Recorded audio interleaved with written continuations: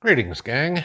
Okay, it is the weekend before Thanksgiving, and I want to show you a little trick to get ready for next year's planting season. And I know you guys always love these in the fall, but this is the time to start making the things you're going to be using next year. Okay. Now, what I'm going to show you how to do is make vinegar. Now, there's a million and one uses for vinegar, okay? I mean, whether it's cooking, cleaning, whatever. But I want to show you this, and then I want to give you at the end 10 uses for what I'm about to make in the garden next year. That'll save you a ton of money, which is kind of the whole thing. And as a prepper, we know we're not going to be able to go to the store and buy all this stuff as is. Now, I do want to caveat one thing beforehand. The vinegar I'm about to show you how to make, do not ever use it for canning. Simple reason is for effective proper canning, you need 5% acidity in your vinegar. The store-bought stuff is tested and everything like that to be exactly 5%. What we're making here could be 4, could be 6, who knows, whatever. It'll work for everything that I'm going to tell you about. Just don't use it for canning. So here it is. It's the weekend before Thanksgiving, and I'm, like you, probably getting ready, doing a whole bunch of different things, whether it is peeling apples or peeling oranges, we were eating some mandarin oranges. Figure, okay, this is something I can use. Any of your fruit scraps or something like that, you can do this with. Now, it's not the right time, but you could also make vinegar out of dandelions, rose petals, some of your herbs or anything like that that you grow. Yeah. But for the sake of argument today and for the sake of demonstration, I'm going to use the orange peels that I have. Okay. This could not be easier. I kid you not. The kids could do this. It takes 5 minutes, and if that, and you're done. So what I have is a quart jar filled relatively firmly, about 3/4 of the way, with mandarin orange peels. Okay, there's no meat in there or anything like that. It's just the orange peels. For a quart jar, I am going to take 1/8 of a cup of sugar and add it. Real difficult, right? And then I want to take some purified water. Don't use tap water or anything like that, guys. You want to use purified water of some sort. So I've got your typical Walmart brand drinking water. And I want to fill this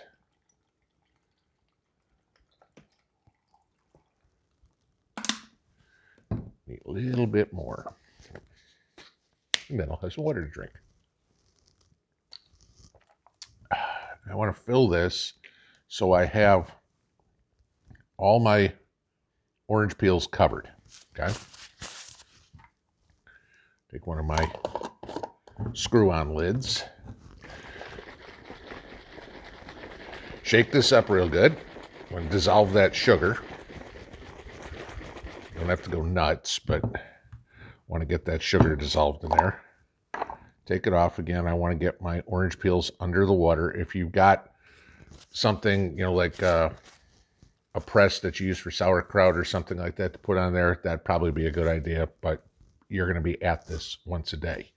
And so the last thing I need to do, take a coffee filter or something. You want something that's breathable.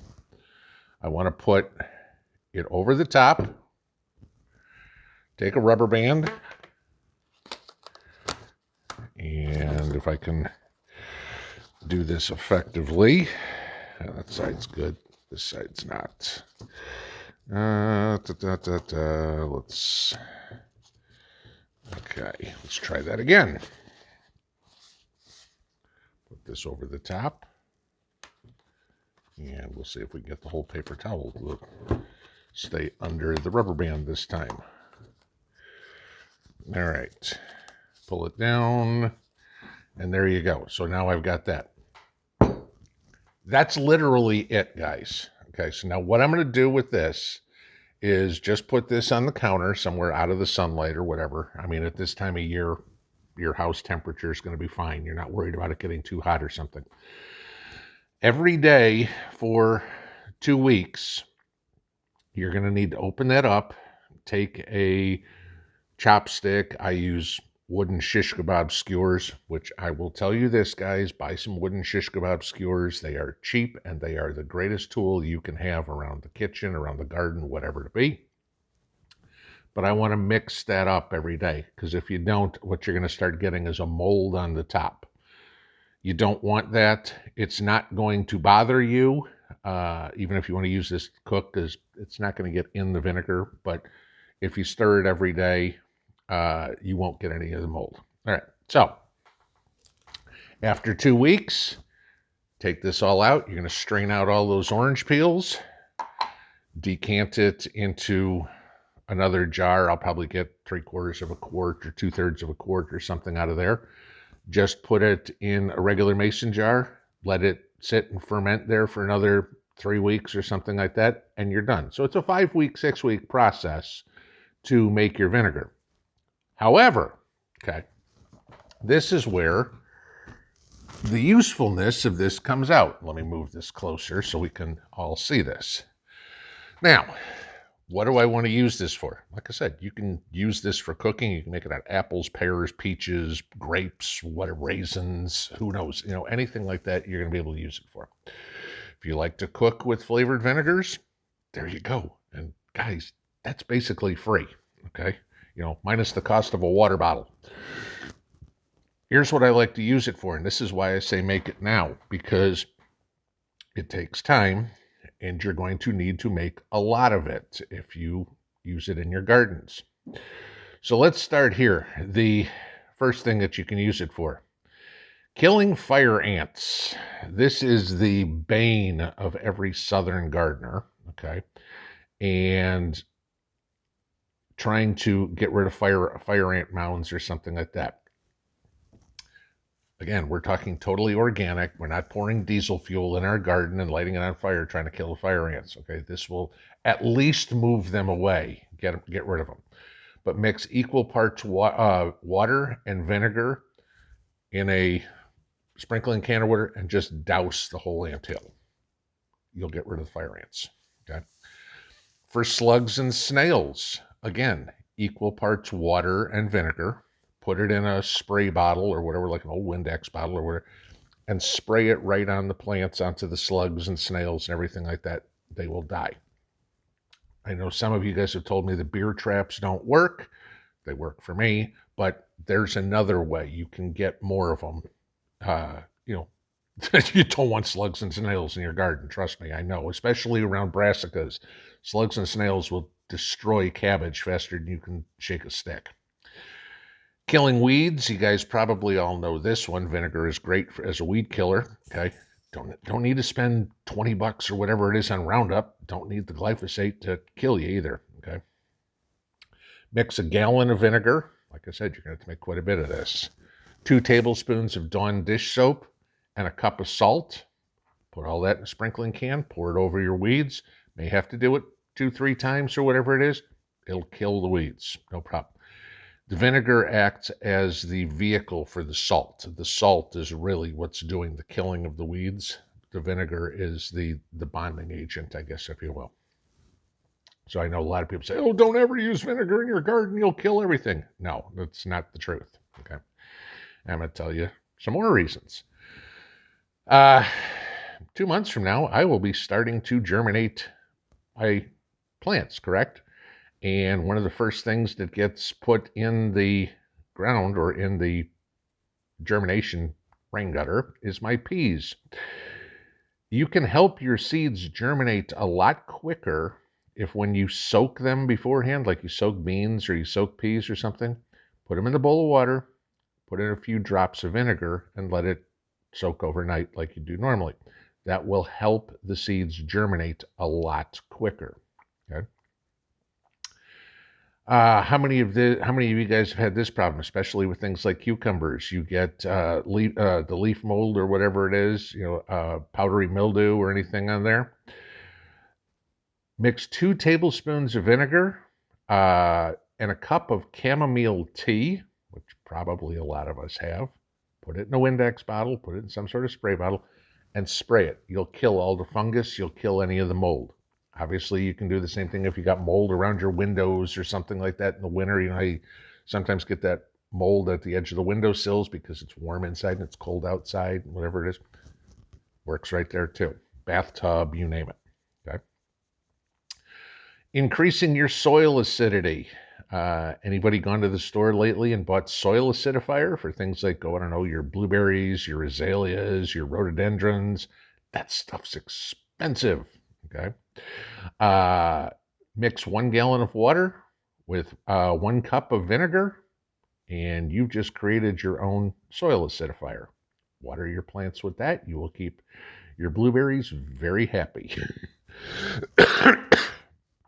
How I got into this one. Removing some of the rust from my tools. Told you guys the other day that I had to get out and clean some of my tools, sharpen my tools, and so that's been some of my project, and I ran out of vinegar, so I need to make more vinegar. Clean the rust off your tools, your little hand trowels, whatever it would be. I mean, even a big shovel if you got rust on it. Make a gallon or 2 of vinegar like this, put it in a bucket, soak your tools in there, maybe a few hours or whatever it is, come out with a cloth. You'll literally wipe the rust right off. Spray it with some WD-40 or put some oil over it or whatever it is, and you will have nice shiny tools come springtime. Okay. Number 8, removing hard water stains. Okay, I got a big problem with this here because we have very hard water here. But you know how you get that hard water on your sinks, on your shower heads, on your hose, on your sprinklers, on your garden wands. So again, put it in a bucket, soak your tools in there for about a half an hour. You will dissolve all those minerals and everything, all that hard water stains, and your sprinklers and faucets and showers and everything will work great again. Okay. Cleaning clay pots, same thing.